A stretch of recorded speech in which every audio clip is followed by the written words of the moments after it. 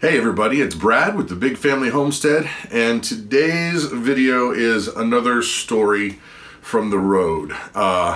As many of you know, I was in a touring Christian rock band, you know, songs on the radio and tour buses and flying places and big rock concerts. We did that for many years with the main goal, the single goal of communicating the gospel of Christ to the folks that would come to the shows and buy the records and all that stuff. And so sometimes things go wacky on the road, even for a Christian band. And I decided I was going to share some of our stories with you guys, and today is one of those days. Now, the thing is this. You may or may not believe what I'm getting ready to tell you, but these are true stories, Scouts honor. And so with that, here we go, okay? At this point in our career, we had gotten a record deal. We actually were a fledgling band on the road. So that means we had to really support the record in touring and getting out there. And, you know, with the songs on the radio, you got to make sure that you're supporting it, or else you will lose all your momentum. And then you'll kind of just slide back into obscurity. So at this point in the game, we had what we thought was a nicer van. We had a trailer and we had some sound equipment, and we were making the rounds. And at this point, I believe we were getting ready to go through Oklahoma, if I'm not mistaken. And we kept getting sick, like especially our lead singer. He was getting really just dog sick, and we didn't know what was going on, and everybody got just completely lethargic.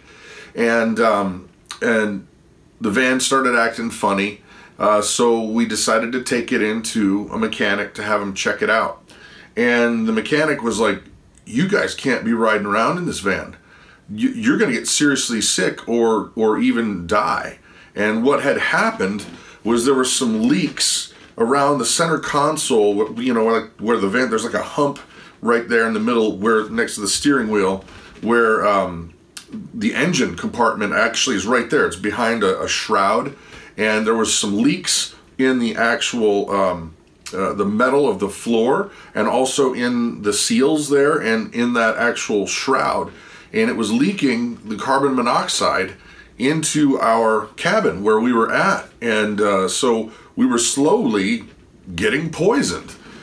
Now, this was obviously a serious cause for alarm, especially since at this point we couldn't afford to buy something outright. We were making money, but we were not making enough to be like, blam, here, we're just gonna go buy a nice new vehicle. And then we started calling around some of our buddies and other bands and seeing, you know, if there was a way we could borrow a van or you know, rent a bus or something like that, because we were touring a lot. And I gotta tell you what, it gets exhausting with, you know, 5 guys in a van, and there's no real good place you can lay down. It just is exhausting, and it wears on you. It wears on you. Well, one thing leads to another, and we end up finding out, a friend of ours said, hey, I think that there's this ministry near Broken Arrow that has a bus for sale. We're like, really? And in our minds, we're like, well, we can't really afford a bus, but maybe, just maybe, if we, you know, convince them somehow that we can make payments, we would be good on the payments, and we would have been good on the payments. So we make arrangements. We had to drive about an hour and a half from where we were, the show was, to where this ministry was, and we're in the van that's, you know, carbon monoxide van. And windows roll down, trying to do what we can do, and we're just praying, and we're like, you know, oh man, can you imagine how amazing it would be to be able to lay down and sleep, you know, sometimes when it's not your shift to drive the bus. And so we get there, and it's a great, really nice, it's like it was an, I can't really think of exactly, it was the eagle kind, the silver eagle kind. But the funny thing was, we get on there and we're looking, and it's like got, you know, all the bunks, and it's got a place for TV, and there's a refrigerator, and it's got a generator. This thing was just tricked out, awesome, nice dressing room. And then in the back there was like a whole suite back there that had like a big TV, and we were like, oh my gosh, hopefully they will go for this. And come to find out that it actually used to be Tammy Wynette's bus, like the country singer Tammy Wynette. And so we go in, and the guy that actually runs the entire ministry was not there, but we were chatting with, I guess it was like a manager of some sort, and he was familiar with the bus and knew what was going on. And he sits down, and we're sitting there talking, and we're trying to plead our case and be like, we will pay you, and the price of the bus was affordable. It was way affordable, but they just were like, you know, guys, we just can't do it on time. We want to sell this bus. We want to get it out of here. We need to do stuff with the space it's you know, occupying. So we were completely dejected. It was like, I don't even know how to describe it. It was just depression, because we knew walking back through the parking lot, we're getting ready to go into that van that's got carbon monoxide coming through the shroud, and we had it was just completely horrible. So we start driving back, and we're really depressed to the point where there were even tears involved. And we get about, you know, 25 minutes, half hour down the road, and the phone rings. And it's the manager guy from the bus place. He said, look, why don't you guys come on back? I talked to the guy who's the head of the ministry, and we think we've worked something out. So we're like, oh, hallelujah. This is going to be amazing.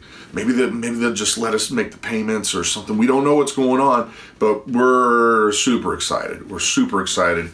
And so we get back there, and we meet with the guy, and he goes, I'll tell you what, guys, this is what we're going to do. We really want to help you in your ministry.